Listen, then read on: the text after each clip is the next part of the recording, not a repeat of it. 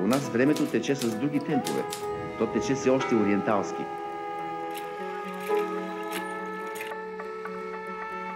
Наистина имам чувство, че съм бил един от героите на Кафка. Да не асимилират. Това също ще го рече, че съм българин. Направо лъже. Мисля след като направя нещата.